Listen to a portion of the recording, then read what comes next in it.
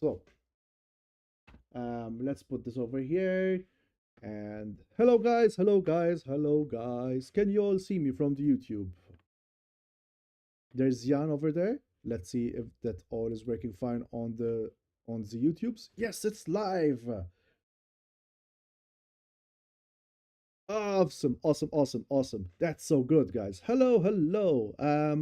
You can chat with us all on either on YouTube or on my Twitch, twitch.tv slash Timothy's Leftist. It's not just politics. Don't worry. We also shoot the shit about movies.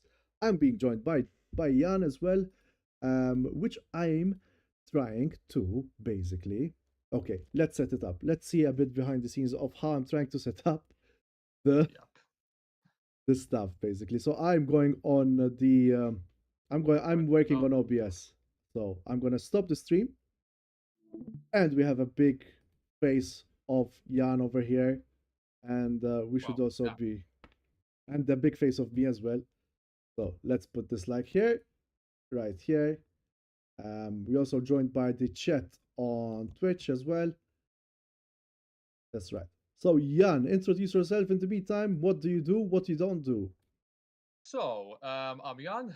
This is actually my third time on the podcast. I've been on this podcast twice last year. One happened. The first one happened to be for the Oscar nominations, believe As it or well. not, All for, right. for last year. Yes.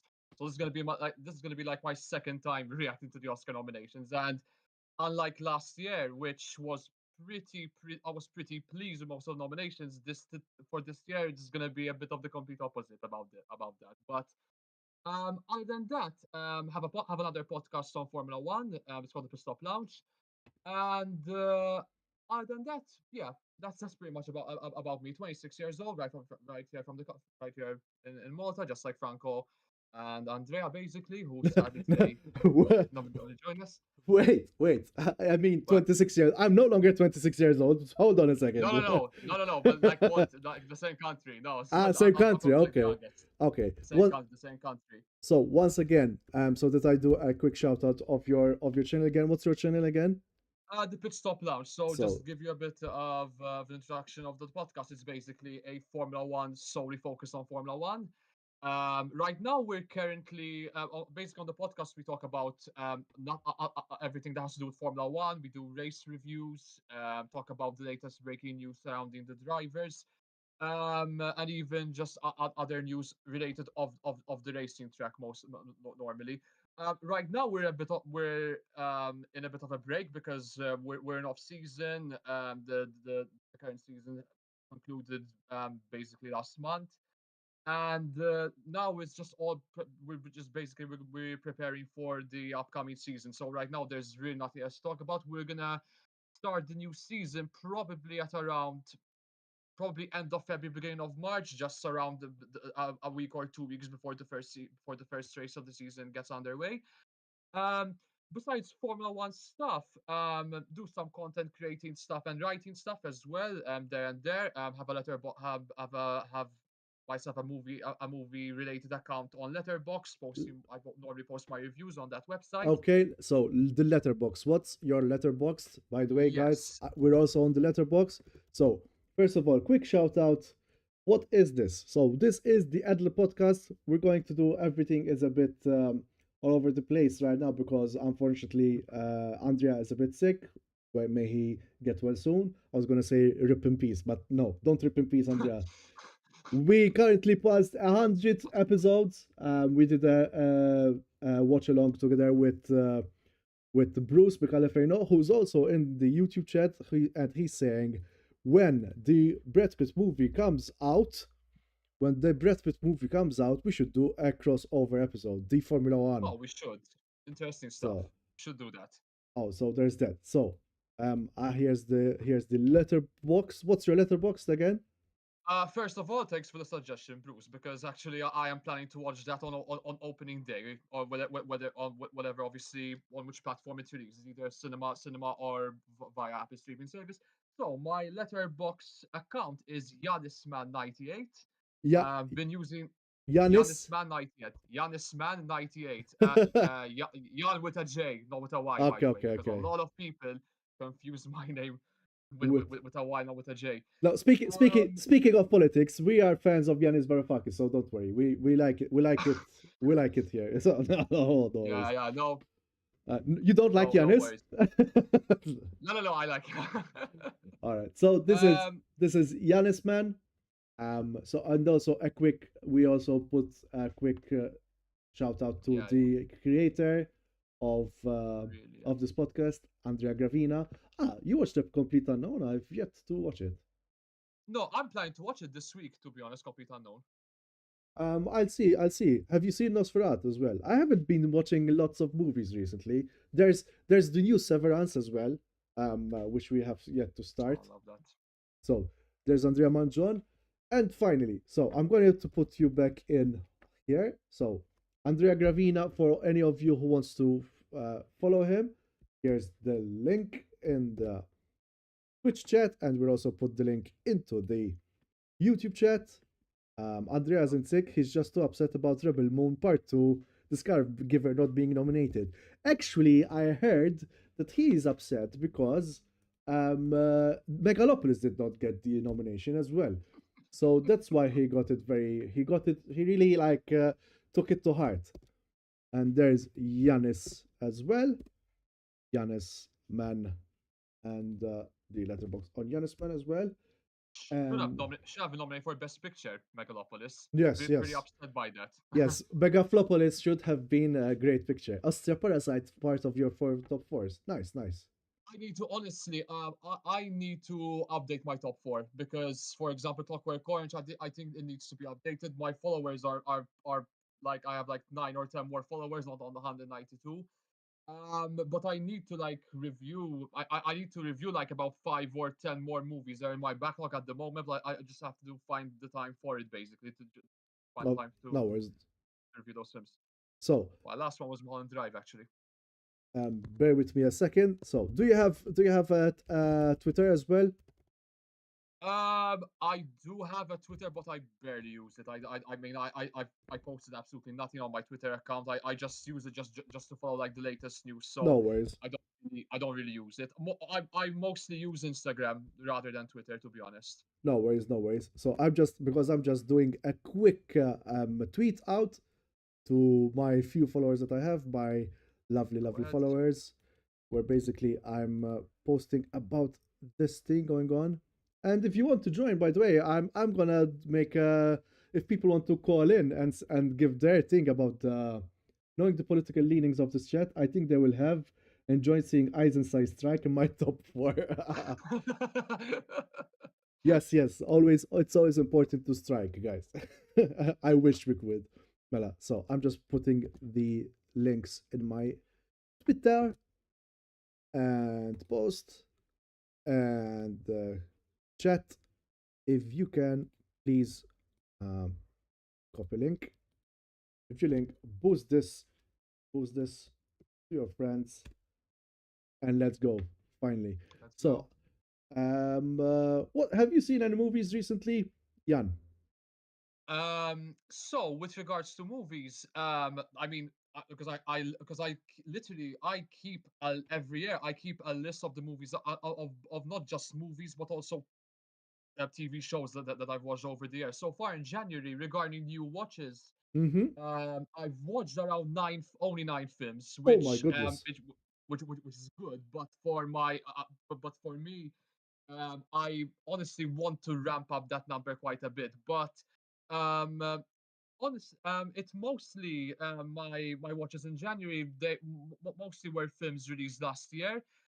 Did watch a classic 1960s film because like one of my main objectives for this year with regards to films is to touch a bit on the classics because that's something All that right. that's something that I didn't really focus on last year. It really happened like during the last couple of months, around November, December. The last classic film I watched was It's a Wonderful Life. Right around Christmas time, I've watched that film. Okay. Basically, really loved it. So Overall, let me put it over here. So yeah, yeah, no problem. a wonderful life, because we are very visual here, and for those who are listening Yeah, only on audio, I mean, fuck it, it's up to you. So no, no, a wonderful life. Oh no, wait, hold a second. the 1946 film. Yes, apparently there's a Wonderful Life by the Protestant Film Commission. Wow. Okay. Okay, Never heard of that. so A Wonderful Life, the 1946. There you go. It's a Yeah. Wonderful Life.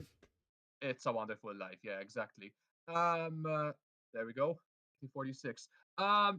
This one was on my watch list for a very, very long time. I've been eager to watch. I've been eager to watch it to watch this one for a number of years. But finally, last year, I said I'm gonna watch this thing, and I can see why it's a classic. I mean, compared to like most of the 1940s films I've watched over the last couple of years, this one is easily one of the best ones. And I think just the message behind it still resonates a lot. To I mean, in 2020, in right now in 2025. I think one thing I was surprised about this movie was just how dark it but just how dark this thing was. I mean, for the most part, the themes and the subject matter quite serious for a 1940s film. And again, I can see why it's the classic that a lot of that many people consider today. Again, going back to the films I've watched in this month in January, started the month with Nosferatu. Again, Oh, one of my Eggers Nosferatu. Yes, Robert Eggers is one, obviously. This one again, this was like one of my most anticipated films of last year, and in once again into Robert Eggers' style, didn't disappoint. Loved it. And also the fact, I think one of the biggest reasons as well why I loved it so much was just because of the immersiveness that Robert Eggers just is. He's just a master of immersiveness. Robert Eggers. He did it with The Witch. He did it with The Lighthouse. He did it with The Northman, and once again he does it spectacularly with Nosferatu. I mean, first things first, the cinematography is outstanding, and the lighting in particular. There's like one scene involving Nicholas Holtz's character, and where he's basically in front of a carriage, basically. Is just breathtaking stuff. I mean, this is a film that needs to be watched um So, in the big screen. Yeah, there we go. ah, no, That shot right here. threads. Sorry, threads. Jump scare. Sorry, but this, yes, this Sorry. this scene This was shot in particular is ah. just wow. It's gorgeous. I mean, and even the fact that it uses natural lighting. There's just none of that VFX CGI shit that that we mostly see in a lot in many movies nowadays. It's just a gorgeous film, and also the fact that a lot of people said this movie is not scary. For me, jump scares are not like what do you call it? They're not like the thing that scares me. It's just the atmosphere and the story in itself. And for me, like for the most part, I was unsettled throughout this entire thing, and even just the performances by Lily Rose Depp and Bill Skarsgård in particular, outstanding. I mean, if I could mention issues with the film, I think the pacing towards the second half of the film tends to be a bit sluggish, because it mostly happens after the seizure scenes and in the scenes where Nosferatu controls Lily Rose Depp's character. But other than that, mm, in in I mean, I was logged in throughout the entire thing, and I'm so happy that it got plenty of Oscar nominations in the bag, which is great to see. Oh, they have Um, okay. So I yeah, have it has I have cinematography, I believe. Andrea saying that that scene in the crossroads was so beautiful. Eggers lights his scenes like no other. It's true. I mean, I was going to say, he did use lots of practicals, especially the mice. Yeah, Apparently, were all threats, were all real, and then obviously, but they do use yeah, CGI. But the CGI he uses is very tasteful. Like there was set extension. Obviously, most of it apparently was filmed in Prague, if I'm exactly. not mistaken. And we have a good viewership here. We have 4 viewers on Twitch and 7 viewers on YouTube. Lovely. Guys, please do shoot away anything that you've liked, that anything that we've missed, or anything that we've watched. Have there been any trailers recently? All I've seen was the Severance one and how they did the New York bit. So I think we can maybe watch it. So Severance, New York. Um, yeah, no problem. Do you want me to wrap up on Nosferatu and the films I've watched, Franco, or we talk about Severance first? No, wrap up. No worries. No, basically on Nosferatu, just to wrap it up, outstanding. I'm not sure if it's my favorite Eggers. I think The Lighthouse still remains my favorite Eggers film, but this one, I think it comes second or third, most likely. I think in regards to ranking. Now I'm hearing that he's making Wolfman now as one of his Mm. as one of his upcoming films, which I'm signed up for it 100%. Yeah, The joke for me, outstanding. is it's going to be the air the wolf But the air wolf basically. no, So no. I mean, not surprised if he does that. Regarding besides Nosferatu, watched the Wallace and Gromit films because of oh Vengeance okay. Most Foul. I mean, I haven't didn't I mean I didn't watch all of the Wallace and Gromit films. I've watched The Wrong Trousers because Vengeance Most Foul is sort of it acts as a follow up to The Wrong Trousers. Mm-hmm. And I've also watched A Matter of Loaf and Death, which is like the previous short film before Vengeance Most Foul, because that was like the only one that I haven't watched from the entire Wallace and Gromit franchise. Um, to give my thoughts on Vengeance Most Foul, I'm gonna mention it later on because it turns out it's nominated for Best Animated Film, which I'm Mm-hmm. gonna be mentioning my thoughts a bit about it later on. Besides that, I've watched The Real Pain and Emilia Perez. Again, I'm gonna give my thoughts as well on the Oscar nominations. I don't have a lot of Wait. great things to say about Emilia Perez, just so you know. The Twitch community it's a meme now in the Twitch community because you know of the song that goes like penis to Oh my vagina. god, man to woman, penis and Penis to vagina. I mean, vagina. I honestly, I was that scene. I felt like I was gonna watch. I was watching a South Park episode in that scene. I just like I couldn't believe what I was watching. Honestly, I mean, I speechless, honestly. Like I'm no wonder that I mean no wonder it's a meme. But anyway, I'm gonna give Wait. my thoughts later on Emilia Perez when we talk about the Oscar nomination. Let's play it. Let's play it. What penis to Go ahead, vagina? Jesus man. So where is it? No, wait. ¿Ah? El jefe está con el cliente. Están esperando.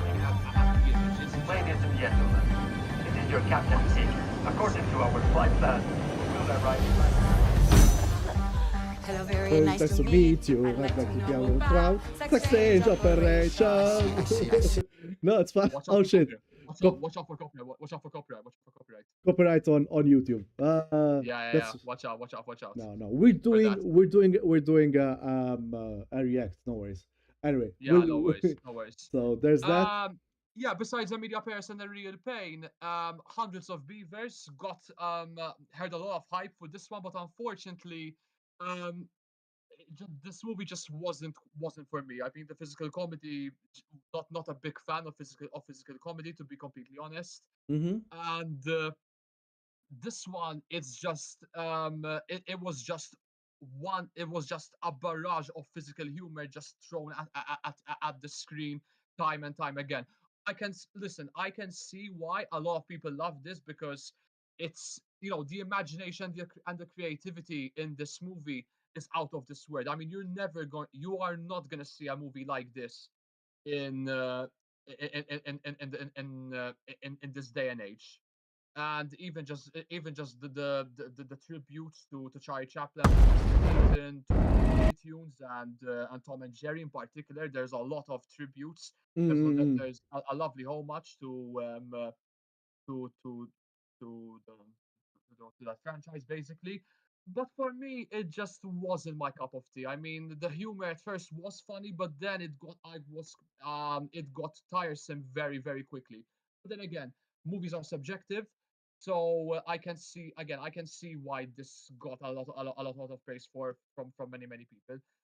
And to wrap up on the new on the movies I've watched throughout this month, Mulholland Drive, obviously tribute to David Lynch, who sadly passed away, and the only David Lynch films I've watched were Eraserhead and Blue Velvet, and now after watching Mulholland Drive, I cannot wait to see the rest of this director's work. I mean, Mulholland Drive, I've watched it 3 times, and I want to watch it. I want to. I need at least 2 more viewings because I was blown away by this film, completely blown away. I mean, just the from the premise to the themes, the narrative structure, the performances, the cinematography. The list just keeps on going and going and going. And again, I mean, the beauty of this film is just unlocking. Is just the immersiveness of the film, and even just what David Lynch was going for with this movie. If you want to like if know my more of my thoughts, you can check out my letterbox review.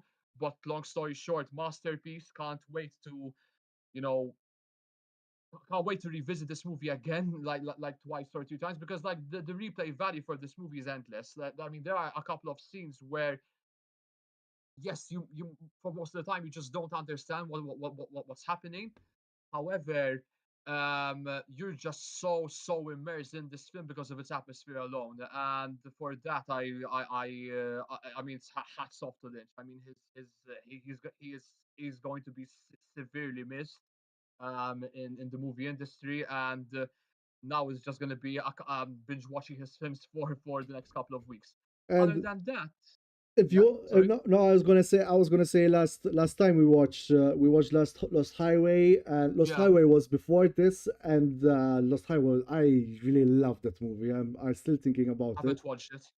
And if I because I did like you, I watched Mulholland Drive ages ago before I watched Lost Highway, and I see how basically Mulholland Drive is a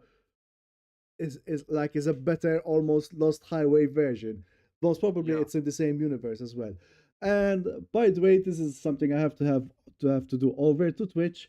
But yes, there's going to be an ad break in about 4 minutes. So if you want to keep watching uninterrupted without ads, I'm gonna send you the link over here, where basically you can watch all live via the YouTubes over here.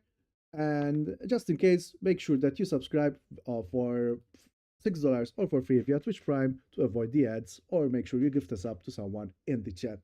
Welcome, viewers. So, we're gonna go and start watching some trailers here. Andrea sent us some trailers. I muted the tab just to make sure, but we're watching The White Lotus Season 3 official trailer. I think there's some new characters over here, which I haven't seen in the first White Lotus, or am I mistaken? And I don't know, no, honestly, because I haven't watched The White Lotus yet. So what we are missing, we are all missing, because I haven't seen the White Lotus myself.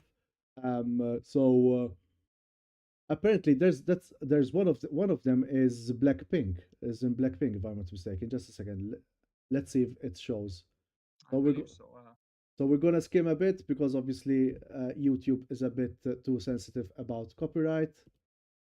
That's what's her name? She was also in the latest movie by Ari Aster. Walter Goggins. Walter Goggins is a classic who was so good in Fallout as well.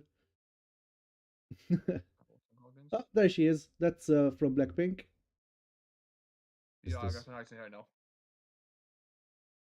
I think it's not Rose. It's Jenny. Jenny from the block, basically. How beautiful. So after, I think the White Lotus, after taking place in Italy and in another hotel, now is going to take place in Thailand. So we haven't seen the White Lotus yet. We are missing out like idiots. If anyone in chat has seen the White Lotus, I'm sure Andrea loves this series. Basically, loves the series. Joe does as well. Joe Paolella. And speaking of Joe, let's give a shout out to Joe as well, who's also busy changing. He does an amazing job reviewing movies. His latest was A Complete Unknown as well. I've yet to check his Wolfman review as well, and Baby Girl. So there's a shout out. And now something which I do like, obviously, because my heart is still in Korea, and this is the new movie coming out by Bong Joon-ho. It is Mickey 17 with a very interesting premise, where basically this guy is terminally ill. He signs his life away to basically become an expendable. And you'll see that the premise is like he keeps on dying and then being resurrected to do the most dangerous jobs available in the universe because apparently there's that sci-fi element. We're skimming through obviously the trailer because obviously YouTube is so sensitive. It's going to be a bit of dark humor as per usual. What do you think about this trailer, Jan? Have you seen it?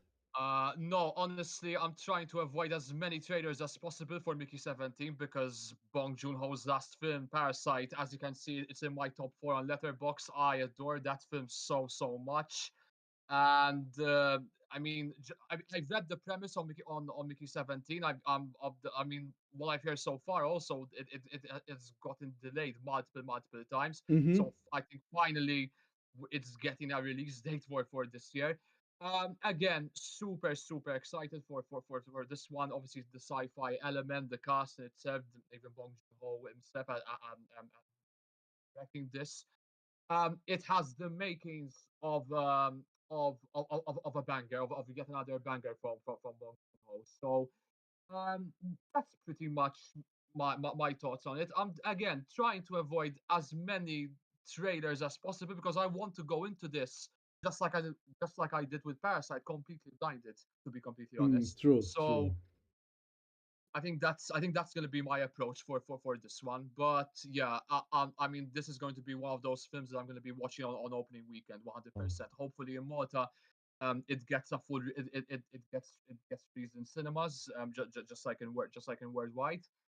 So yeah, can't wait.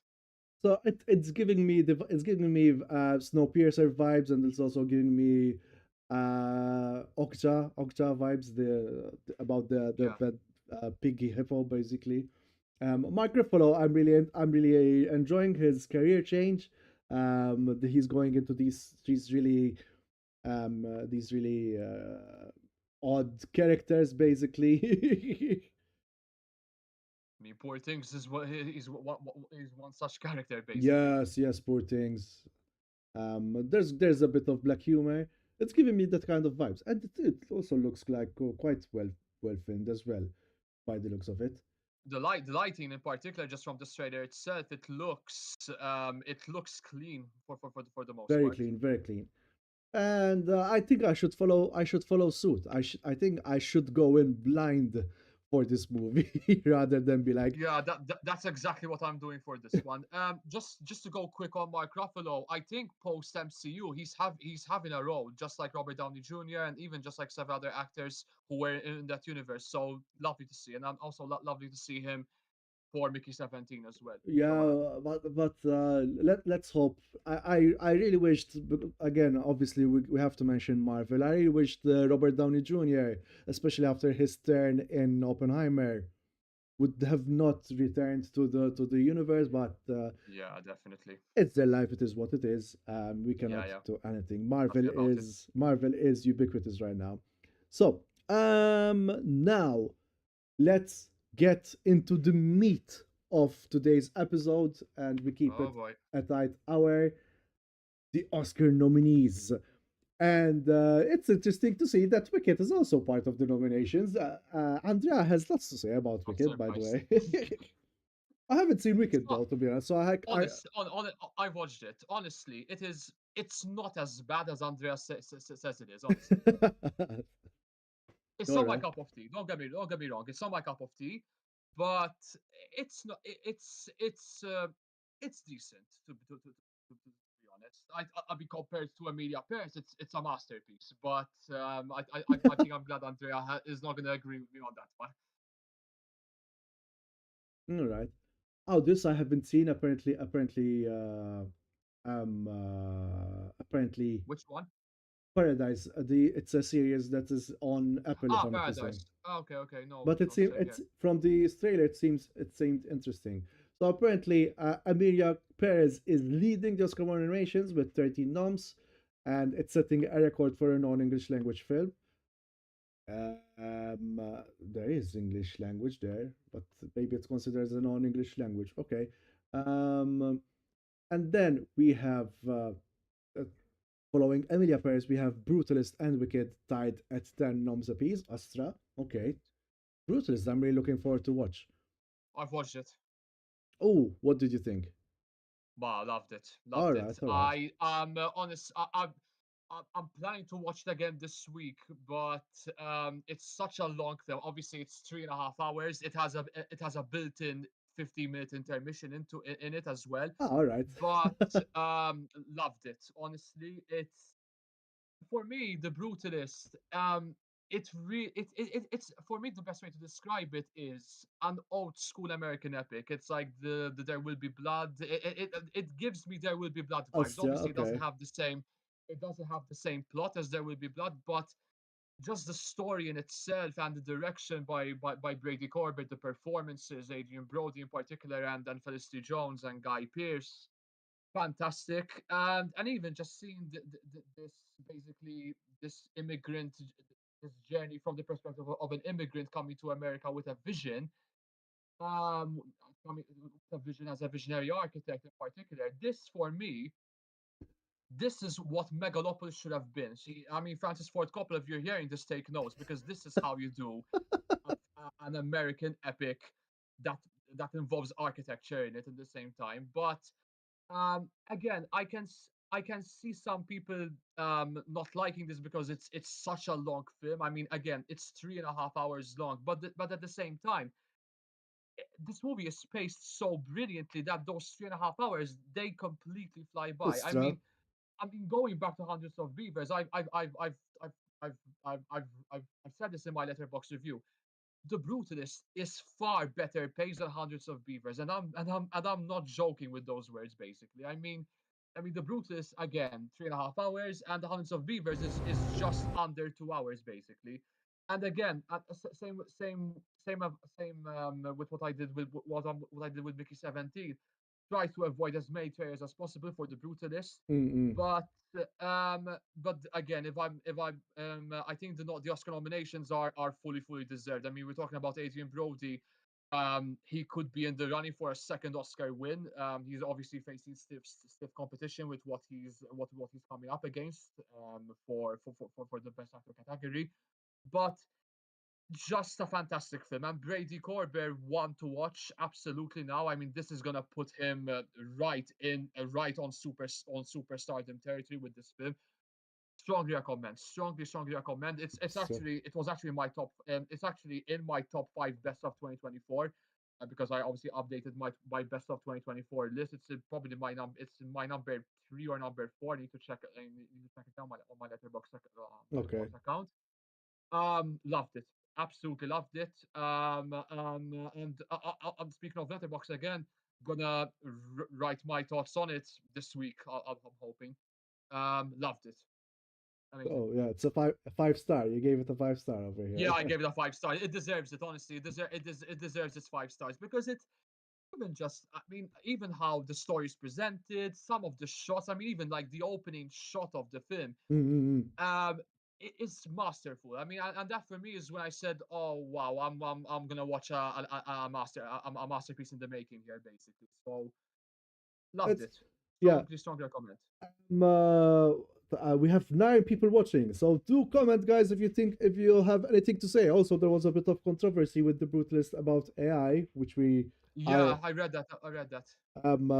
I spoke about it earlier on because of there was the DeepSeek issue, but that's for after the episode.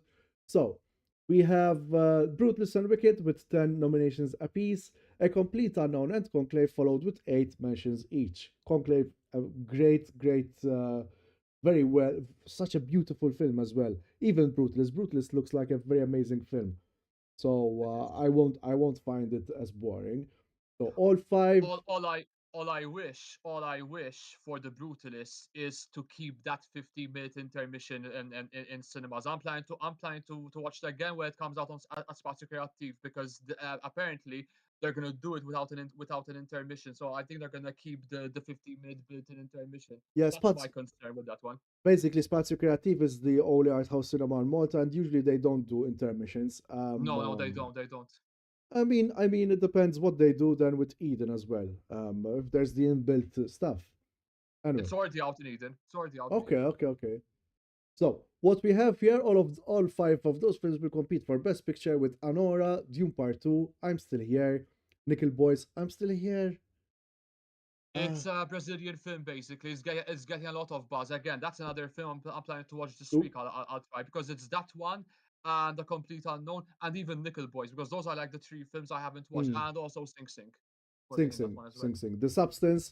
My father watched The Substance recently, and he really enjoyed it. Like he really liked the way the monster looked. So there's that. I love The Substance. So good. It's a roller coaster of emotion. Corey Lee Fergia is who directed the latter film was the only female to be nominated in the Best Director Yes, category, sir. and also scoring a writing nomination. While star Demi Moore landed the first Oscar nomination of her career, as did Isabella. Wait, Isabella Rossellini is her first Oscar Astra nomination? Oh my god. No, so I have no idea about that. Well, I thought she was nominated back in the Of back in course. the day. And Rossellini, anyways, like she's also comes from. It's deserved, to be honest. It's deserved. Uh, s- it's so I'm, strange. I'm, Oh, but wait, is it landed first Oscar nomination? I have to see what it is basically. So, Best supporting actress. Best supporting actress. a best supporting actress. Best supporting actress. Yes, she's nominated. Demi Moore's best supporting actress. That's a bit No, strange. Demi Moore is best actress. Margaret Qualley, I have no idea why she's not even nominated. I mean, she should have been in that list easily, shoehorned in my opinion. So it's sad that she got snubbed. Anyway, I'm gonna basically go down to see the complete list of the 2025 Yeah, Oscar go ahead. nominees. And if you want to follow, guys, this is the link to the Hollywood Reporter. Just a second. I'm gonna remove the pin message, and yes, the joys of working on Twitch. But it's fine. That Twitch, I'm enjoying streaming a bit because afterwards maybe I'm going to do some gaming as well. I've been gaming quite a bit.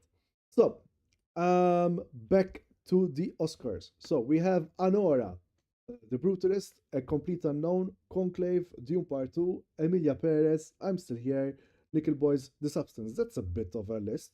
1, 2, 3, 4, 5, 6, 7, 8, 9. Istia and Wicked as well as Best Picture.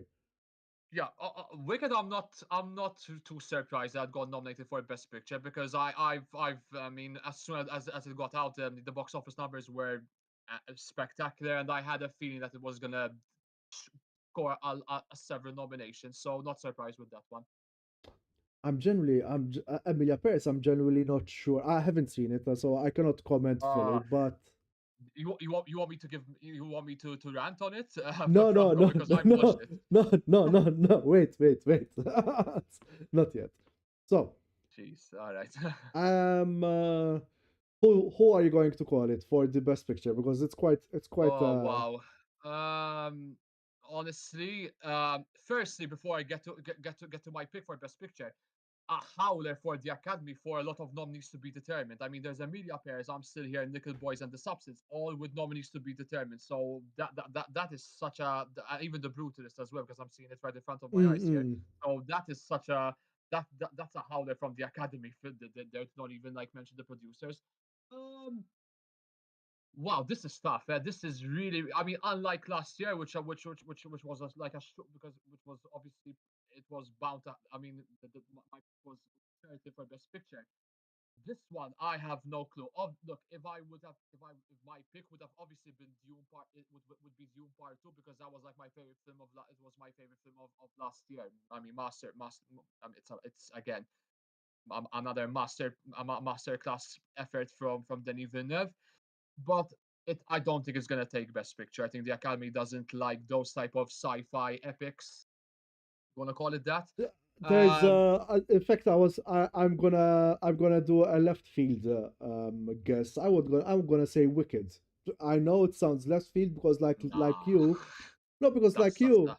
no. Listen. I'm being realistic here because Okay, obviously like you, I wish it was Dune. I wish it was Conclave. I wish it was the Anora, substance as well. Anora and the Substance because Anora. I love Anora. Same I here. hope my father gives it another chance because he thought he thought it was soft porn, by the way. Nah, no, no, not so, No, nah, it's not so. so much, I mean, not so much. it's very sexual. It's Yeah, it is. Yeah, it is. but again, she's a sex worker, and I think I haven't seen like it's a very human approach to sex work as well.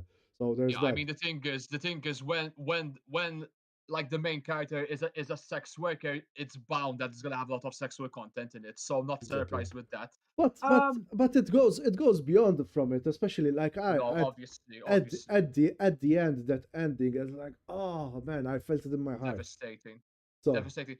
I mean, um, gonna mention about Anora very soon, but um, I want Dune Part Two or The Substance to win it, but it's the Academy are not gonna give a Best Picture win for either of those films. So um, for me, I've just mentioned it. I think I would give it to The Brutalist because it has again that American epic vibe to it, even just the story, the characters, and even the music score as well in particular. But mm-mm. man, honestly, I think it's written in the stars that Amelia Paris is gonna take home Best Picture because of the awards Buzz is getting. As much as I don't want Mm. that film to take any award, let alone Best Picture.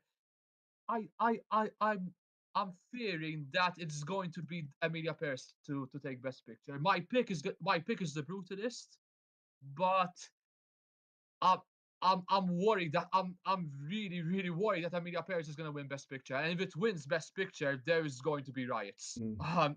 I'm calling it now.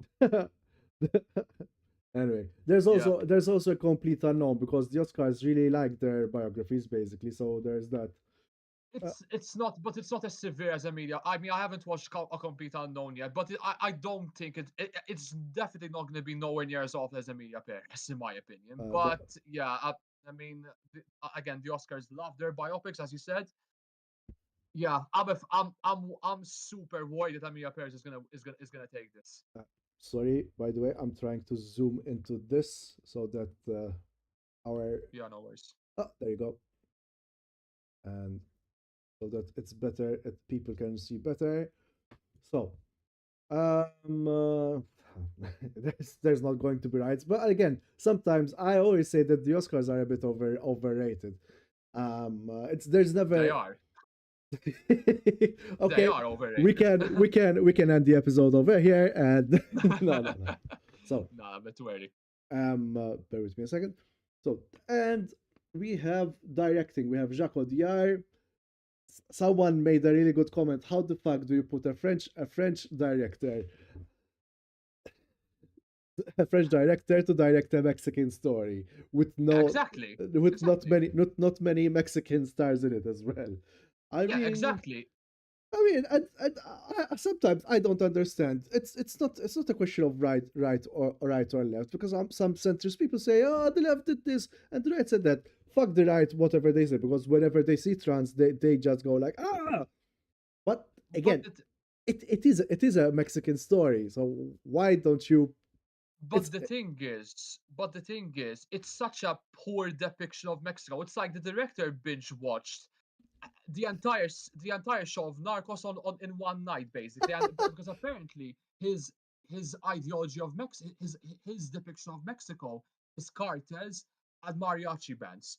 And like and there is no respect or authenticity shown to the Mexican culture because and Mexico is a yellow great country. yellow filter as well, most probably. So it's better to watch Coco than to watch Emilia Perez, right? Agreed, 100%, 100%. I agree, 100%. And then the others are so well deserved. Sean Baker, Coralie Fargia, James Mangold. I don't think Coralie Fargia would get it because the No. substance is such a send up of Hollywood, and the way it treats its aging actors. So Yeah. it's not gonna be there, but at least the nomination is good enough, I would say. Where is Denis Villeneuve? I know. Where is Denis Villeneuve? That's a big I snub. honestly, I mean, I'm more pissed with Emilia Perez, but why is Denis Villeneuve not there? I mean, he made again, I mean, in typical Denny fashion, basically, but he made a blockbuster classic of the ages with Dune Part Two. Just like just like what he did with Part One. I mean, like some of the shots in Dune Part Two are out of this world. That's all thanks to his direction. So again, once again, he got let down by the Academy once again. I mean, I can't believe. I honestly I can't believe he's not there. My pick. I mean, obviously, I would have loved to see Denis Villeneuve take the win, but he's not there. So fuck the Academy for that. Mm. Um, I think I'd love to see Sean Baker take this. It's either him or Bradley or Brady Colbert. Again, I'd love Corey Farjot to take this one as well, but I think she's not gonna. I Mm. think it's highly unlikely that she takes it. Sean Baker for me. I'd Sean love Baker no, wins it. I'd love for Sean Baker to take it, but most probably it's between Jack Odiar or James Mangold again, because there's Yeah, the sadly, the Oscars really go for the biographies basically, so there's that. the two least deserved winners in my opinion. So I haven't seen A Complete Unknown to be honest, and I mean again, Amelia Perez, I'll gonna bite my tongue before I say it. Actor you in a should. reading role: Adrian Brody, Timothy Chalamet, Coleman Domingo, Ralph Fiennes, and Sebastian Stan. Some quick Sebastian Stan, well deserved Oscar. I think his depiction Yeah. of Trump in The Apprentice was spot on, but not a caricature whatsoever.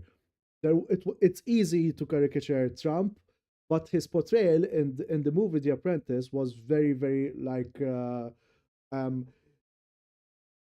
in quotes very respectful to the subject, and it's almost like Jesse Eisenberg with Mark Zuckerberg in The Social Network. So it wasn't a caricature; it's a character basically, and he really like he also got his gestures to the point, and his lilt in his speech as well. So it's very good. Coleman Domingo is also be according to Francesca, friend of the show, Francesca. She said that Coleman Domingo is very good in Sing Sing, and even Andrea, if I'm not mistaken, also said that he's really good. Need to watch that film. I just can't find it anywhere. Sing honestly. That's one of Really? like what no, I honestly can't find any like any stream or like any place to watch that film, and that's like one of my Okay. that's like high on my list basically. On the films I would love to see. All right. I mean, I have to find time because I haven't watched movies. Anyway, Yeah. so Your pick. What's your pick for this one? um, it's funny because I just saw the SNL put Timothy Chalamet as their Yeah, host, watched that one. I and watched that one. it was a good sketch where basically he never wins the Oscar. So most probably, let's hope he does win it. I think he should it would have been for Dune if anything, but again with the I would say um uh, left field pick would be Sebastian Stan because his portrayal was great. But if I were to be real, I'm between Adrien Brody and Timothy Chalamet. Um, for me, I would add the Ray Fiennes in there as well because I think in his performance in Conclave again, I think it's one of his best. I think it's one of his best performances of his entire career, basically. And I think this is between him and Adrian Brody, but I'm not counting out Timothy Chalamet as well because again, honestly, I'm not surprised that he's nominated for Complete Unknown and not Dune Mm-hmm. Part Two. Again, again, once again, the Academy's love for music biopics there. And with a Complete Unknown, again, I'm gonna try and watch that film this week. And there I can obviously I can give like a clear I can give like a clear idea if Timothy Chalamet deserves to be in the running for Best Actor. But for me personally, it's between Adrian Brody and Ray Fiennes. If who would I pick between the two? Um, I mean, both performances are fantastic, but again, since Brody has already got an Oscar in the bag, I'm gonna give it to Ray Fiennes. But again, don't count out Timothy Chalamet because I think he's gonna be in the running for this Mm-hmm. one. All right. So 10 minutes to go. And we're gonna go quickly to the actors in leading role, actor in a supporting role, actors in a supporting role, writing. No, not right exactly writing. I would go animated, cinematography, and then finally I would go to international feature film and the visual effects. So, Lovely. again, people who are watching us, we have 6 people watching right now. Welcome, welcome. This is the Ad Lib Podcast. Ad Lib Podcast. No, sorry, this is the Ad Lib Podcast. Podcast. We're talking about movies and we're talking about the Oscar nominations. And if you have opinions to let us know, type them in the chat and say who do you think is gonna win which award. So welcome, welcome. Please make sure to subscribe and also leave a like for this podcast. We don't bite. Um, so let's go into the actors in a leading role. Like, listen, Mikey Madison and Demi Moore. I really wish Demi Moore wins it, even though Mikey Madison was so good. Like Uh, she did such a great job. Demi Moore deserves it just because it's like it's funny, you know who I don't see here, Pamela Anderson, because it doesn't seem she did the Last Showgirl.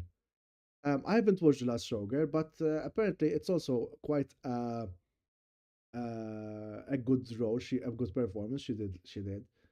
I forgot who they compared it like, but no, no. if I were to imagine, I'd still without having seen the movie, I would compare it with Mickey Rourke in the what was that? The Wrestler.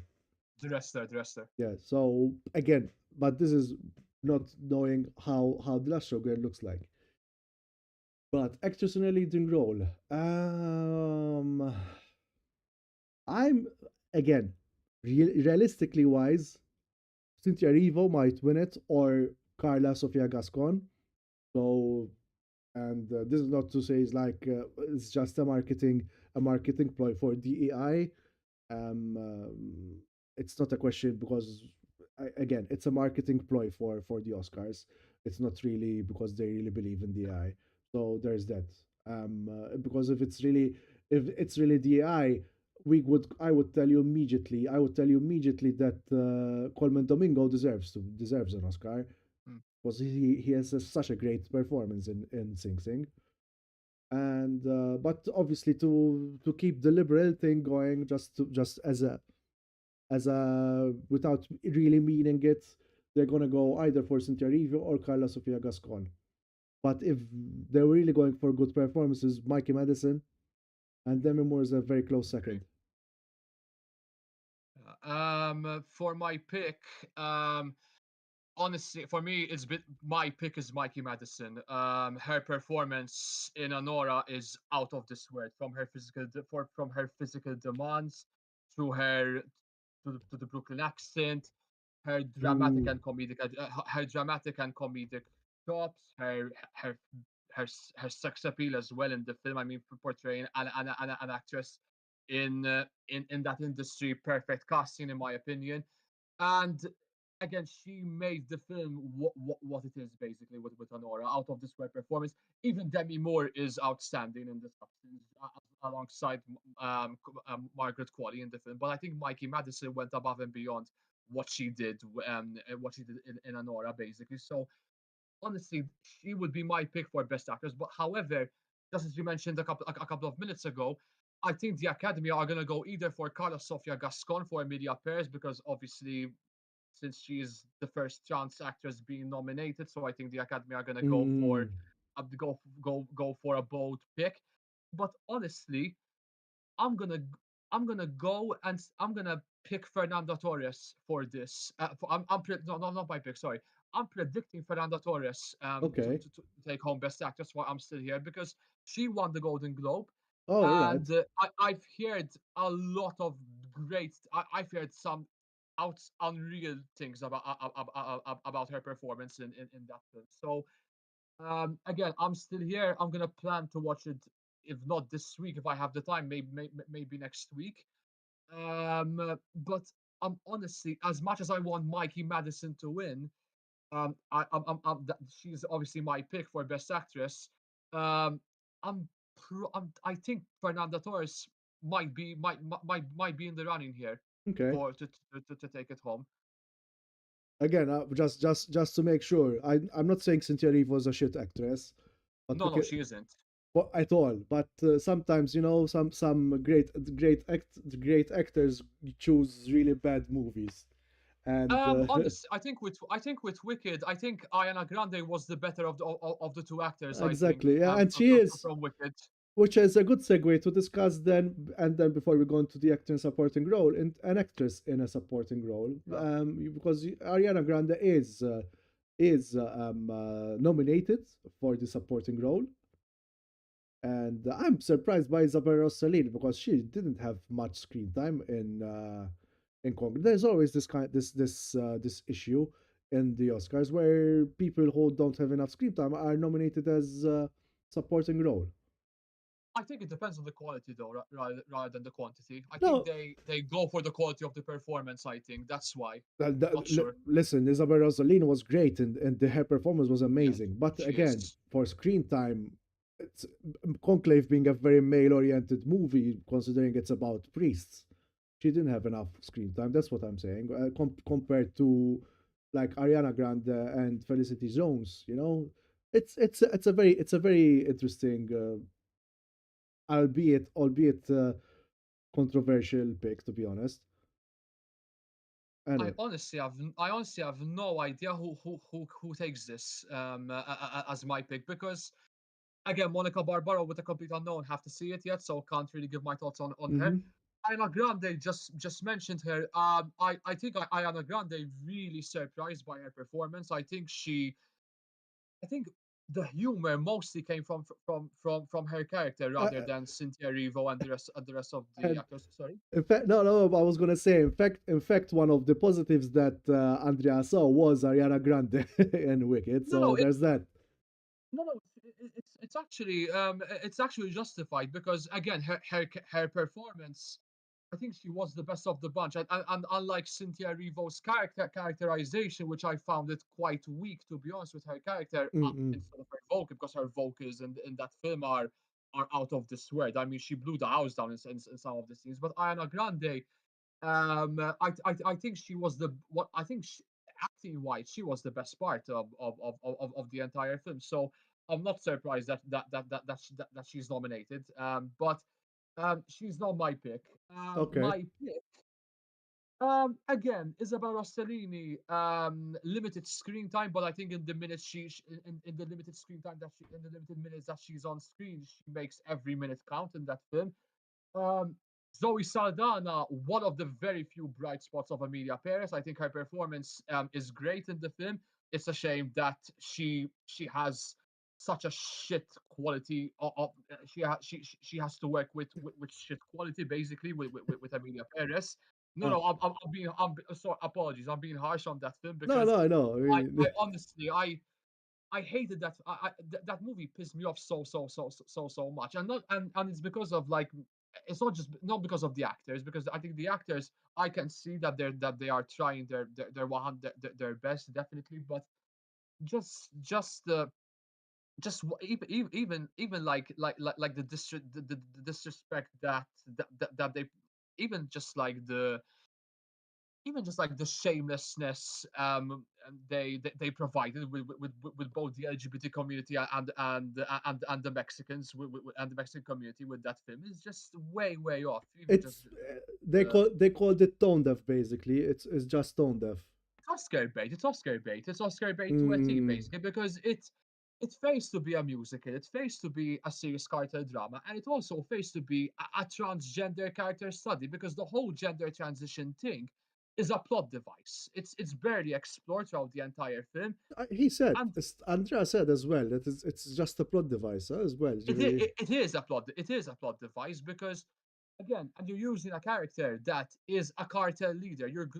I mean, the director again, he's glorifying drug cartels in the film, and that's like one of, if not the biggest threat in the entire country of Mexico. And also the fact that even how the plot progresses along, I'm not going to get into spoilers. It's an awful film. The song's incredibly forgettable, but again, Zoe Saldana is one of the very few bright spots in the film. I think her performance was great in the film. My Uh, pick, my pick, honestly, Felicity Jones. I would say Felicity Jones is going to be my pick. I mean, fantastic, just like Adrian Brody and Guy Pearce in the film. And again with Felicity Jones, she's mostly in it for the last half of the film. I think because again the film is so it has such a mammoth runtime that some characters get into the fray towards like towards the latter stages of the film. Yes, But yeah. yeah, my pick is Felicity Jones. I think if she takes it will be deserved. Mm. I'm gonna say again, realistically, would be Ariana Grande. And from what I've seen, again, like you said, despite the screen time, Isabella Rossellini shined despite her minimal screen time. But knowing the Oscars, it will go to Ariana Grande. Actors in a supporting role. This I feel like is very competitive. Yeah, Um, it is. It is. Yura Borisov, I loved his character, so funny and so touching, so kind, such a kind character. Kieran Culkin, I have yet to watch A Real Pain, but apparently it's also a very strong entry. Loved Edward it. Edward Norton as Woody Guthrie, ah, and the way he says this guy's not political about Bob Dylan, that in the trailer seems like it's a very interesting conflict over there. Guy Pearce being the sort of kind American, and then he's just yet another exploiter. From what I gathered from the trailer of The Brutalist, you can correct me if I'm wrong, Ian. Yeah, exactly. But again, I'm not gonna give too many details because that's a film that you should watch Blind. blinded, in my opinion. Jeremy Strong, excuse the pun, a very strong performance in The Apprentice. Excuse the pun, but I also liked him. It's a good pun. It's a good pun though. It's So a good pun. I want Yura Borisov to win. But Mm. what who as I think this is the only time I would say Yura Borisov will win, even realistically. Both personally and realistically, I would say Yura Borisov will win.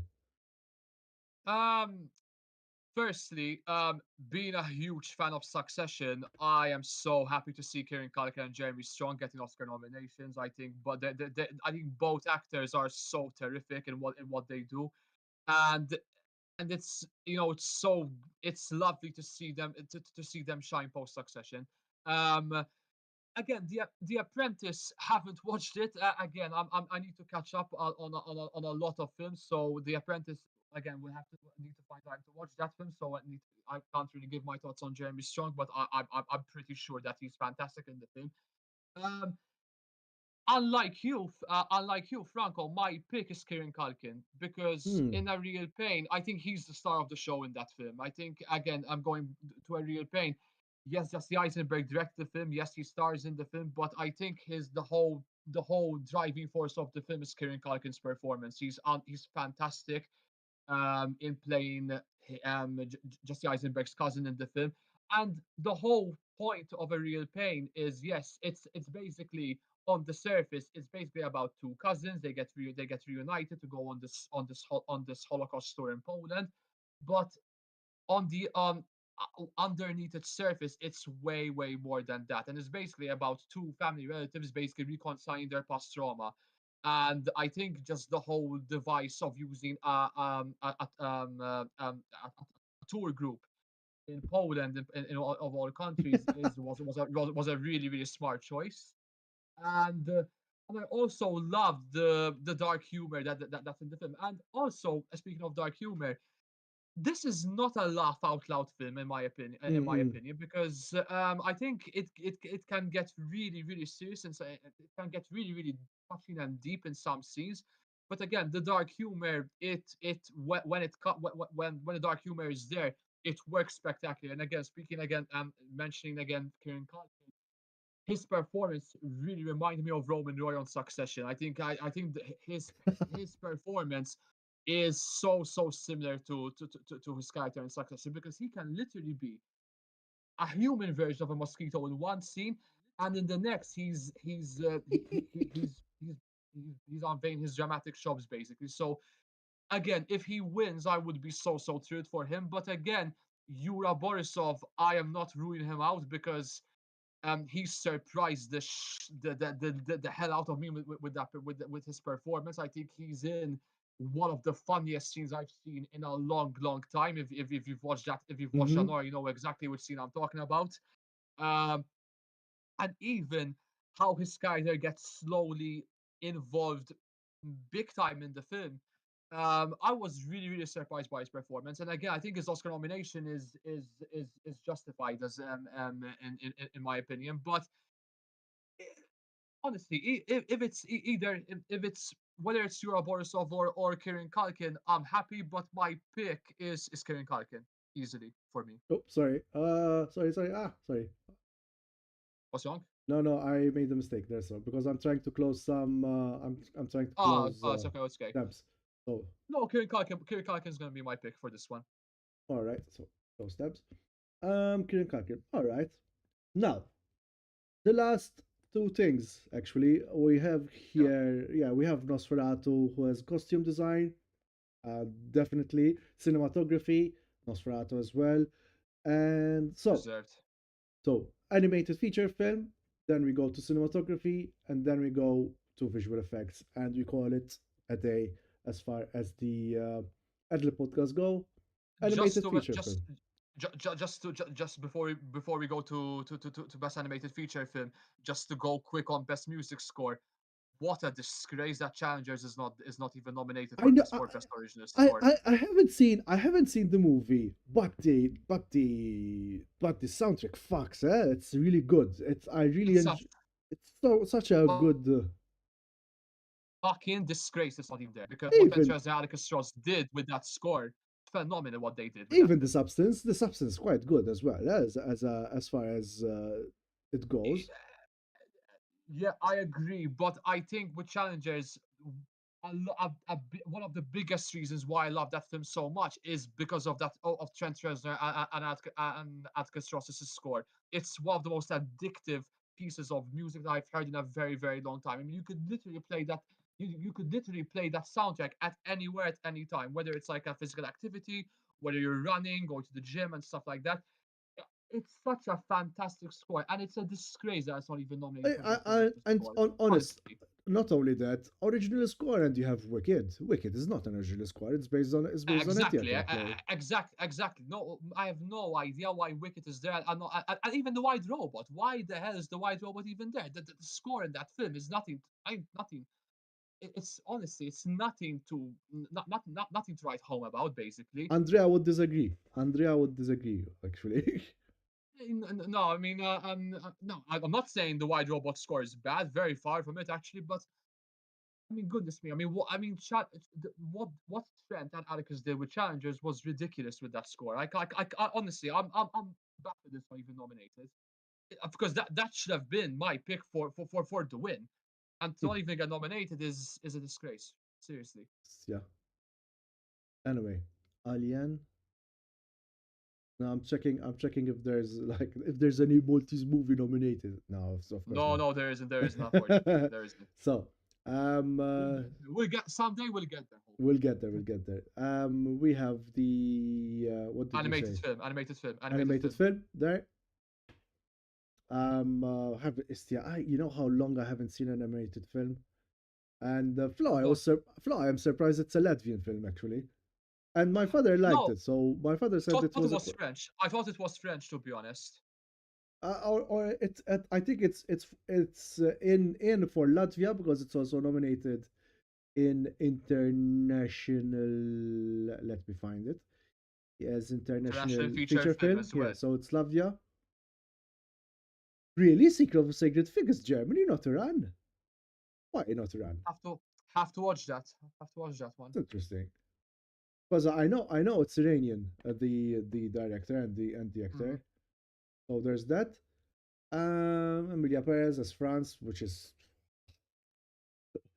I'm not Spanish. understanding if it's why it's not Mexico, but anyway.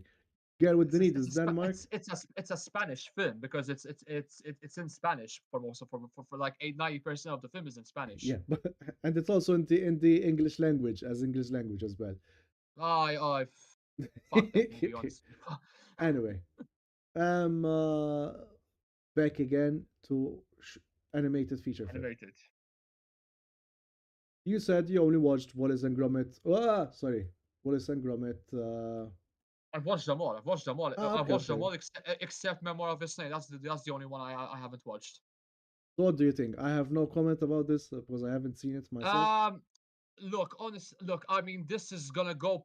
I think 95% is gonna go to the White Robot. But if I would pick between the picks, um, I would love for Flow to take this because Mm. Flow for me was the best. Was my favorite animated film of last year because the fact that there's not a single line of dialogue spoken, the fact that it's centered around Wow. animals Okay. for most of the part, and it really reminded me of Stray, the video game. It's basically a mix of Stray, the That's video Stray. game, Okay.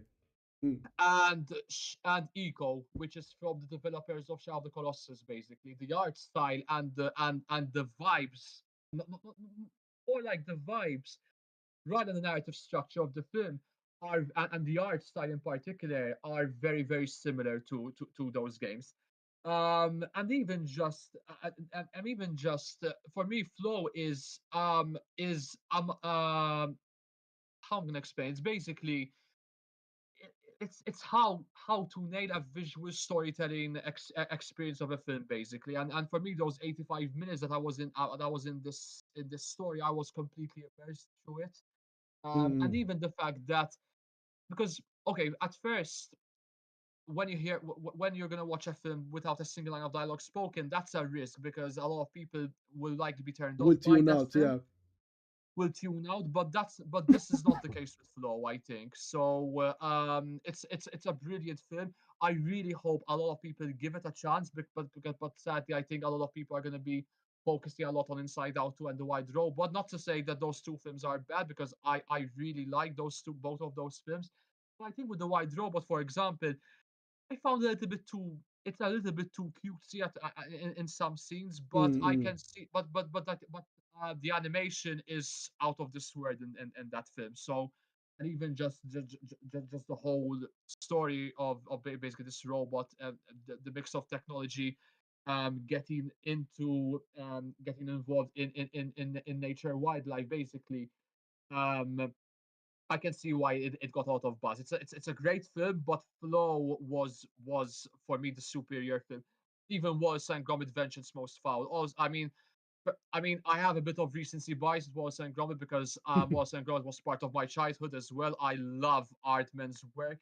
I think when it comes to stop motion animation, they are, in my opinion, alongside Leica, the best in the business. The Wrong Trousers, I think it's probably my favorite animated short of all time. That for me, I mean, I've watched it in preparation for Vengeance Most Foul. It's flawless. I can't believe this. I can't believe that for a 1993 BBC short, it does what it does with the stop, with the animation, with the set pieces, and even the fact that Feathers McGraw makes his return in Vengeance Most Foul. Mm. For me, he Okay. such an I just love that penguin so much, man. For me it has that he has that menacing look that makes him so hilarious at the same time as well. And even the fact that the British humor in Vengeance Most Foul shows doesn't show a single sign of crack in my doesn't shows no signs of cracks. Um, the visual gags, the spoofs to previous films, the obviously Wallace and Gromit's chemistry, brilliant. And even Ben Whitehead, what he did with Wallace, extremely identical to what Peter Sellers did, because the original actor of who portrayed Wallace is sadly no longer with us. Okay. Um, you haven't watched Wallace and Gromit, Franco? I did watch some Wallace and Gromit, but not this one, not the latest one. So there's no. I don't know, strongly. I mean, if you love Wallace and Gromit, you have to give this one you have to give this one a chance. So It's brilliant. Not my favorite. For me, The Wrong Trousers still remains the best of my favorite, but brilliant. My pick, however, is going to be Flow. All right. Mela, Jan, quick fire because we've passed an hour. We're now 1 hour Okay. 50 minutes. So quick fire. Cinematography. I'm gonna say I would love Nosferatu to win because fantastic Yeah. cinematography. Um, but I feel that it's between Dune Part 2 and Emilia Perez. Amelia Perez doesn't deserve it whatsoever. It has one of the ugliest visual palettes I've seen in a long time. My pick, um, it's between Dune Part Two and Nosferatu, or even The Brutalist as well. But I'm gonna say Dune Part Two. I'm gonna say Dune. Dune Part 2. Bear with me a second. So, and finally, finally, Out finally, of this finally, question. finally, music, international feature film. That visual effects. Visual effects, we have Ellie Romulus, Better Man, Dune Part 2, Kingdom of the Planet of the Apes, and Wicked. Lots of Um, monkeys. excuse me? Lots of monkeys. Yeah, Better Man is actually I've seen a featurette of it. Looks the monkeys were fucking fantastic, and I think I'm not sure if it's Lucas. Wait, Industrial Light and Magic, if I'm not mistaken. So it's quite. I believe so. Yes, I So, believe so. so who would I like to win? Um, wow, I have a bit of a soft spot for Alien Romulus because it was a gorgeous looking film as well, Fairs. and I want I have a soft spot for Alien Romulus. Which is like, I have to say I wanted to win, but Dune Part 2, please, if at least Dune Part 2 gets it. If Dune Part 2 gets it, I'd be happy as well. I'm on the same fence as well. Dune Part Two for me. Look, Alien Romulus deserved nomination, and even Kingdom of the Planet of the Apes and Wicked. But for me, Dune Part Two easily has this in the bag, in my opinion. Sorry, I just seen that the sound. There's someone called Gary A. Rizzo. So I'm gonna hope Ah, that Wild there Robot, we go. A Wild White Robot. exactly wins sound because there's someone in the family. No. I lost family relative Lost in the family States, I relative. think. So we're gonna. This is all we have today. A Yeah. good solid 1 hour 60 minutes. But before we go, I want to give a shout out to Indie Dog Film, which is a website where you can watch all. Oh, this is an amazing short actually. .303. Um, uh, it's a website with all Maltese short movies. Amazing stuff. Son of God. Always loved watching it. Nailed it. Funny as fuck. Dot 303 is an amazing action. Wide bait, great performance. Teeth, also funny as fuck. Desperate Measures with Maxime Durand. Guys, Yeah. go and check it out. There's more movies. There's more movies to come out. And speaking of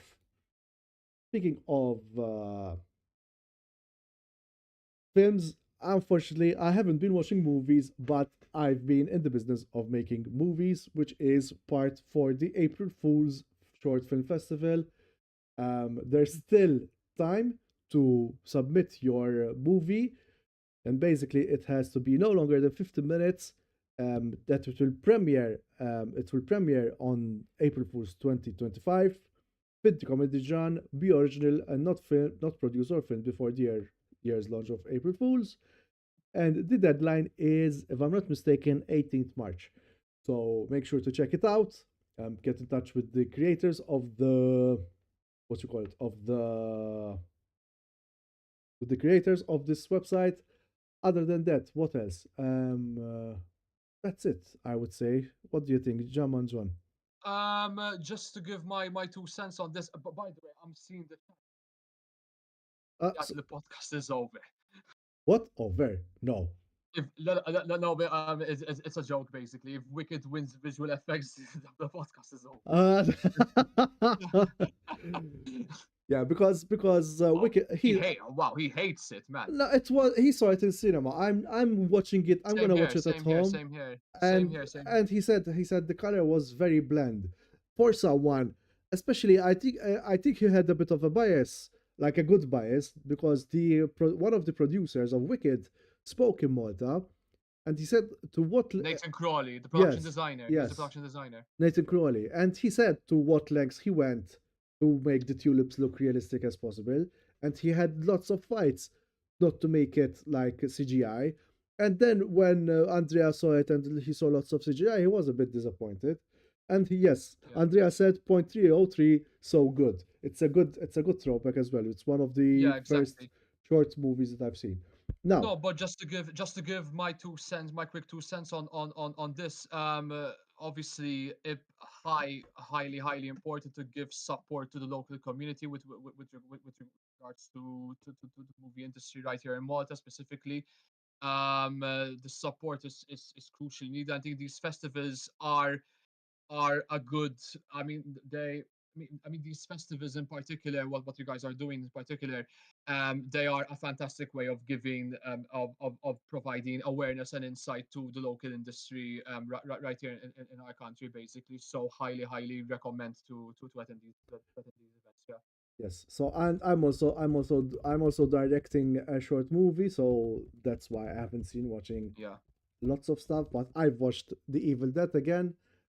No, it doesn't. There's no separate. Yeah, there's no separate. Let me see. There's no separate website. It's over there, and like I said, deadline is 18th March. One final shout out to Jan Manjon. Thank you for joining us. Thank you. Yanisman98 to follow on Thank you the for having me. letterbox. I'm gonna give you another shout out for the what's it called again? The Formula One Lounge, The Pit Stop Lounge. the Pit Stop Lounge. We're on Instagram. We're on Facebook. We're also on YouTube as well. So highly, highly appreciate your support on this. Obviously, our next episode is gonna be probably in a month's time or in 2 months' time, maybe right around the start of the season, because right now we're having a bit of a break. But yeah, we really appreciate the support for that podcast. And hopefully we have you for the Formula One. Yeah, And I hope so. that's also for me, guys. I'm gonna switch off Twitch as well, and I'm gonna leave you in the safe hands of another creator on the platform. Thanks for watching, guys. What Thank you so else? much. Keep watching movies, keep making movies, and thank you for joining in. And get well soon, Andrea, and see you in the next one on the Ad Lib Yeah, Podcast. speedy recovery. Take Ciao. care. Ciao, ciao.